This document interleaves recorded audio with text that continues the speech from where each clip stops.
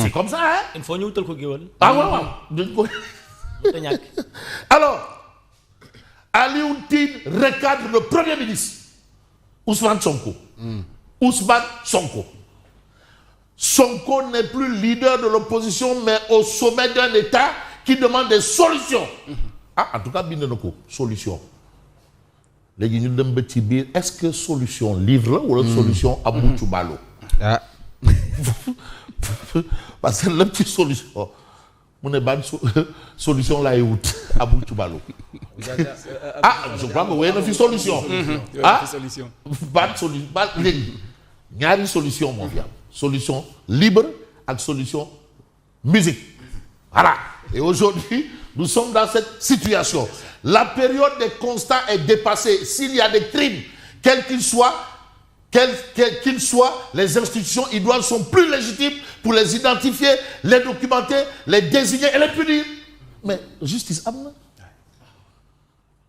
Crime, s'il y a des crimes, laissez à la justice de gérer ça. De gérer son travail.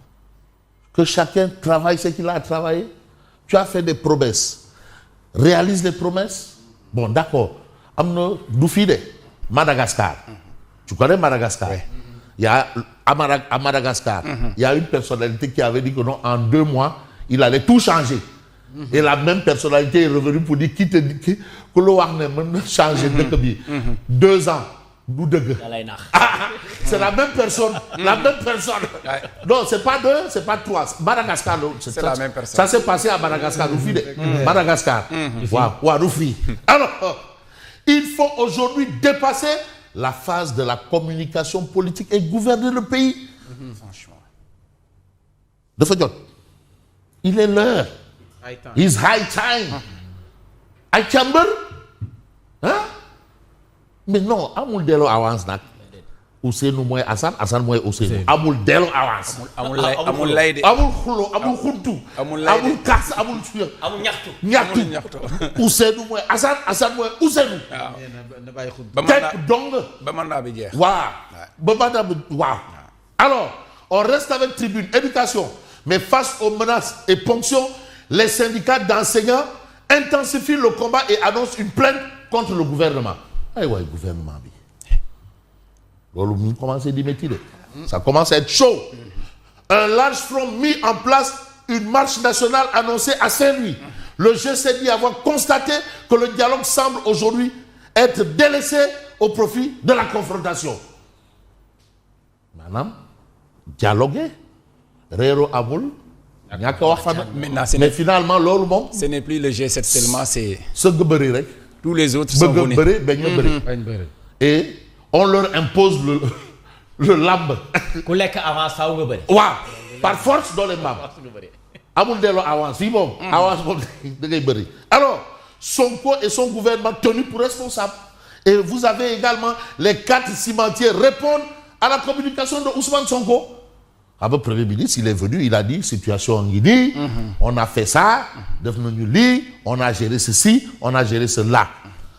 Les cimentiers, ils ont dit dette, waouh qu'il faut, waouh le santé, waouh Convention liant l'État aux grandes entreprises industrielles, les 4 cimentiers répondent à la communication de Ousmane Sonko. Et vous avez cette actualité, la communauté mouride en deuil, Serigne Moustapha Hassaï Baké, fils de Serigne Abdou Borom Derby et petit-fils de Serigne Touba, tire sa référence. Actualité, le. Et puis vous avez Pastef, Jean-Pierre Pama Marod, chargé de communication de Pastef de Diarère, tourne le dos à Sonko. Non, non, décevez vous. Non, qu'il reste là-bas. Aboul tourne le dos. Aboul démission, Aboul délo avance, Aboul non. Mais. 5 ans. 2029. Bamat 5. On assume ensemble. Il n'y a pas à dire non, c'est-à-dire non, on est de break. Voilà. Il n'y a pas de reculer. Il faut avancer. Hein? Mais on va avancer et vous avez le quotidien. Renégociation des contrats miniers, les vérités cachées. La reprise de Yaka Teranga, la gestion de GTA, les créances des ICS, l'alerte des cimentiers, les résultats des audits, toujours attendus. Audit, toujours attendu. Audit, c'est à quel niveau? Il faut comprendre. Éducation, après les ponctions sur les salaires, le G7 traite l'État au tribunal du BIT. Ah ouais, ouais. Ndeysaan, Bachir Fofana, diffusion de fausses nouvelles. Contrepoint, querelle byzantine pendant que Rome brûle. Et qui a brûlé Rome? Ou bien qui peut brûler Rome? Ou bien qui veut brûler Rome? Voilà, Rome, c'est une expression. C'est une Maintenant, expression. le gars peut brûler Rome. Brûler Rome, moi, Moussiba Naroulay. Waruma Moussiba Bakumbade. Naroulay. Moussiba Naroulay. Wow. Alors, vous avez l'observateur, consommateur en danger. Xamna mom ginaaw kasara gën wal kasara mo gëna kasara wax deug yalla waye la situation est compliquée. Consommateur en danger, alerte rouge sur le marché sénégalais. Les révélations alarmantes du rapport de la FESAC, produits périmés, cosmétiques toxiques, médicaments falsifiés, les clients exposés au pire. Ça, c'est ça le boulot. C'est ça le travail. Il faut travailler, encore travailler. En plus, on va voir le peuple quotidien, explosif, le peuple Yakar Teranga, qui a repris quoi? Le Premier ministre doit dire la vérité aux Sénégalais. Donc, Belégui, ça reste. Son Kouloumoua de FEDES. Il n'a pas tout dit. Baba Aïdara démontre la communication du gouvernement. Wow. La vérité est beaucoup moins spectaculaire que le récit politique. Le projet Yakar Teranga a simplement été abandonné. Abandonné par les compagnies pétrolières. On ne les a pas arrêtés. On n'a pas renégocié. Abandonné. Le Sénégal n'a pas repris un projet. Les compagnies sont simplement parties. Les choses commencent à ressembler à autre chose. De fait, même affaire au départ au Gaïdé, arrivé mousse. Gis nga célébrer yoonu mousse. Dinahi. C'est incroyable. Célébrer yoonu mousse. Dinax dafa tourner. Voilà. C'est le carrefour des chats. Des chats. Tu ne verras pas de souris là-bas. Carrefour des chats. C'est le meilleur de mousse. Alors, croire qu'un État peut développer seul un projet offshore de plusieurs milliards de dollars est une illusion. Vous avez également les week-ends de Baba Aïdara, Yakar Teranga. On n'a rien repris. Les compagnies sont parties. En tout cas, déglu naa benn kilifa. mu ne à l'époque loolu côté est-ce que du Burkina que doo pétrole bi ñu trouvé fii moo ëpp pétrole Qatar. Mais c'est pas ici, c'est Burkina. Ouais. Les experts ont dit que le pétrole que nous avons trouvé ici est supérieur à la quantité du Qatar.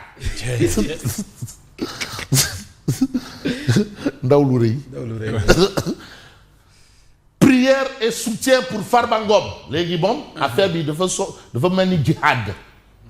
Pour la libération de Farba Ngom. Les Ngom, c'est comme un djihad. Mobilisation spirituelle à Ndioum. Prière et soutien pour Farba Ngom, pour la libération de Farba Ngom. Gestion de l'autoroute à péage, des voies réclament la renégociation du contrat avec Eiffage. Il y a eu ce cas de figure quand même, il y a quelques temps. Mais un temps soit peu, il y a une interrogation du journal La Dépêche. Rivalité dans la mouvance présidentielle. Diomaye, le maître du jeu politique. En tout cas, au Sénégal, la situation est telle que il y a une crise au sommet de l'État. Et en l'État, des choses, mais vous avez révélation, 600 milliards d'investissements, 1000 emplois en jeu. 10 000 autant pour moi. 10 000 emplois. 10 000. Les cimentiers avertissent Sonko. Les cimentiers avertissent Sonko. Vous le devez. Avertissent Sonko. Ça craint pour la semaine prochaine. Guerre en Iran. Réserve hydrocarbures. Situation oblige, on va évoquer un peu le titre du point info. Secteur du ciment, Sokosim, Dangote et les cimentiers du Sahel tirent la sonnette d'alarme. Attention. lakkale. du maa ko wax de. c'est un waa kër Amadou yàlla xam. Kocc ko wax. Kocc Barma ko wax. Kocc Barma Fall. Kocc Barma Fall ko wax. Fall. waaw yéen Fall. waaw. Conflit au Moyen-Orient. L'Afrique face à un autre choc pétrolier. Attention de. Un an de détention du maire de Agnam, les érudits du foot pris pour Farba. Farba Ngom. Mais vous avez aussi l'actualité de Walf Quotidien, renégociation des contrats et reprise du patrimoine bâti de l'État de gré ou de force, assurance et crainte des économistes. Ce sont les économistes qui se prononcent sur l'actualité. Mais il y a l'actualité de l'Info Quotidien. Audits miniers dans leur secteur. Les cimentiers s'inscrivent en faux contre Ousmane Sonko. Ça n'a même pas pris 24 heures. Même pas 24 heures. Même pas 24 heures. Les 4 cimentiers brandissent plus de 600 milliards d'investissements en 5 ans et plus de 10 000 emplois pour défendre leurs contributions. Ah oui, 10 000 emplois, c'est beaucoup. 600 millions d'investissements en 5 ans. 600 milliards d'investissements. Voilà bon. Ah, voilà bon. C'est un Ou bien Amdé. Là, le dit voilà bon, voilà Amdé. Voilà bon. Amdé. Ouais. Amdé. Tu as dit que yo mangel. Attention, un peu maintenant. La situation est là. Situation oblige. Vous avez ici COSYDEP. Oubité, Djangete. Maintenant, c'est devenu national. Crise de l'école. Cherbo. COSYDEP. La COSYDEP alerte sur une paralysie imminente du système éducatif. C'est du sérieux. Grefté. Imité Casté. Mais l'école est déjà paralysée, Fabrice. Ah, Déjà, l'école est déjà paralysée. Déjà paralysée. Ah, mais non, les gens, ils revendication. Mois des grandes vacances. Hein? À 3 mois, pas 4 mois. Mbir Bango, Yenongo. Situation oblige. Légui, Compliqué. un procès bi. 4000 cadres. 4000 cadres. Hein? 4000 cadres. Avec 4000 cadres. Intellectuels. Intellectuels. Kangam. Où sont les 4000 Kangam? Solution. Livre solution. Livre solution. Avec S. Ouais, légui, bon, Abou Soubalo. Des solutions. Des solutions. Ah, en tout cas, il faut toujours donner, dans ce genre de situation, une suite en beauté. Merci et bonne continuation. Votre invité pour toute la vérité. Toute la vérité va recevoir Maître Ousmane Thiam, avocat de Madiambal Diagne. Bon client. Ah, il est secrétaire général adjoint de l'Ordre des avocats du Sénégal. Parce que aussi l'actualité, elle est un peu politico-judiciaire. L'actualité aussi, c'est les négociations de contrats. Comment on peut entrevoir ça? L'actualité aussi, c'est diffusion de fausses nouvelles. Il y a 2 jours, il y a 1 mois.